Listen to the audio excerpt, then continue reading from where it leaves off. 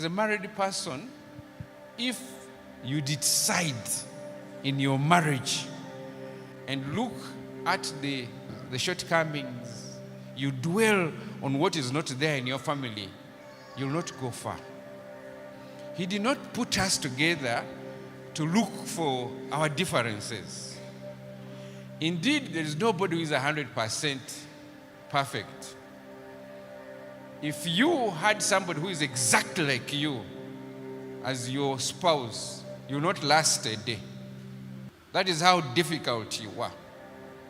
And that's why God gave somebody who's complementary to you. If you are talkative, he or she does not talk much. If you are an extravagant person, he or she is not so extravagant. That's how God made it. So that you complement one another and together you make a strong bond.